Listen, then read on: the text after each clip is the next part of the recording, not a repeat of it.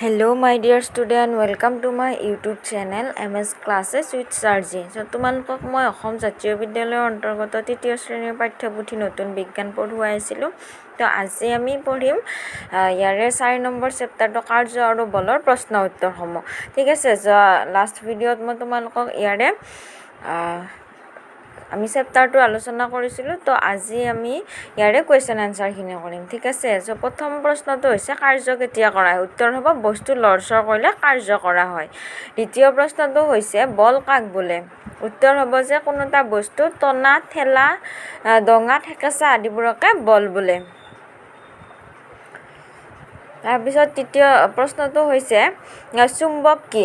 চুম্বক এবিধ বিশেষ বস্তু, ই লোহা, নিকেল আদি পদাৰ্থৰে তৈয়াৰী।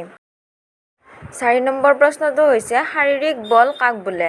উত্তৰ হ'ব যে জীৱই মাংসপেশীৰে বল দিয়ে আৰু ইয়াকে শাৰীৰিক বল বোলে।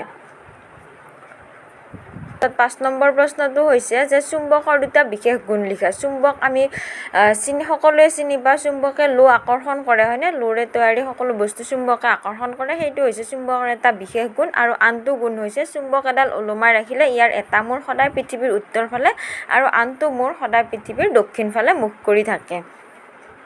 সৰল সঁজুলি কি?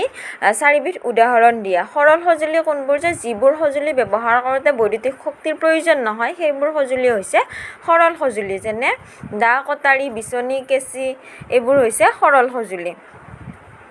তাৰপিছত 7 নম্বৰ প্ৰশ্নটো হৈছে যে যন্ত্ৰ কি? উদাহৰণ দিব দিছে যন্ত্ৰৰ। তো যন্ত্ৰ কি হয়? যে সহজতে বেছি কাম কৰিব পৰা সঁজুলিবোৰক যন্ত্ৰ বুলি কোৱা হয়। যে কোনবোৰ যন্ত্ৰ? ফেন, গাড়ীৰ ইঞ্জিন, কম্পিউটাৰ, এইবোৰ হৈছে যন্ত্ৰ। 8 নম্বৰ প্ৰশ্নটো হৈছে যে কাৰ্য মানে কি? কাৰ্য মানে কি হয়? কাৰ্য মানে কাম।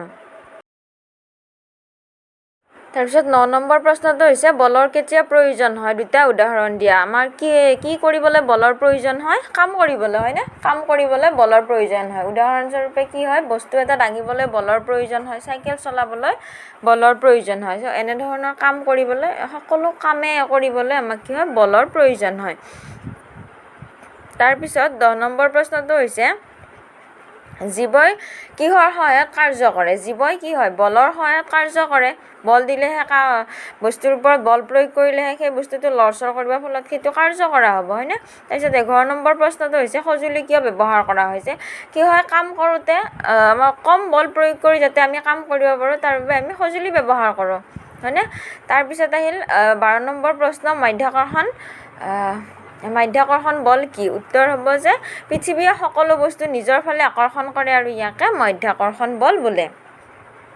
পৃথিৱীৰ এইটো আকৰ্ষণীয় শক্তি, হয়নে? পৃথিৱীয়ে সকলো বস্তু নিজৰ ফালে আকৰ্ষণ কৰিব পাৰে, সেই আকৰ্ষণ কৰিব পৰা বলকে মাধ্যাকৰ্ষণ বল বোলে। 100 নম্বৰটো হৈছে বস্তুৰ কিয় ওজন থাকে? উত্তৰ হ'ব যে পৃথিৱীৰ আকৰ্ষণৰ বাবে বস্তুৰ ওজন থাকে। তাৰপিছত ইয়াতে শুদ্ধ অশুদ্ধ আছে, শুদ্ধকেইটাত ৰাইট চিন দিব দিছে। তো তোমালোকে চাবা যে বস্তু এটা লৰচৰ নকৰিলে কাৰ্য কৰা হয় নে নহয়? নহয়। বিপৰীত ফালে থকা সমান সমান বলে কাৰ্য কৰিব পাৰে নে নোৱাৰে? নোৱাৰে। সমান সমান বল হ'লে কাৰ্য কৰিব নোৱাৰে। বিপৰীত ফালে থকা অসমান বলে কাৰ্য কৰিব পাৰে। তো বলে বস্তুক গতি দিব পাৰে, ঠিক আছে, এইটো পাৰে হ'ব। তাৰপিছত বলে বস্তুৰ বেগ বঢ়াব পাৰে, পাৰে। তাৰপিছত বলে বস্তুৰ বেগ কমাবও পাৰে, এইকেইটা হ'ব পাৰে। তো আজি তোমালোকক মই কুৱেশ্যন এনচাৰখিনি দিলোঁ। ইয়াৰ আগৰ ভিডিঅ'ত মই তোমালোকক দুটা ভিডিঅ' বনাইছিলোঁ, পাৰ্ট 1 আৰু পাৰ্ট 2, কাৰ্য আৰু বলৰ বিষয়ে তোমালোকক বুজাই দিছিলোঁ। তো সেইকেইটা ভিডিঅ' যদি তোমালোকে চোৱা নাই, ডেছক্ৰিপশ্যনত লিংক দি দিম, তাত গৈ তোমালোকে চাব পাৰিবা। আৰু ইয়াৰ পিছত আমি 5 নম্বৰ অধ্যায়টো আলোচনা কৰিম, ঠিক আছে।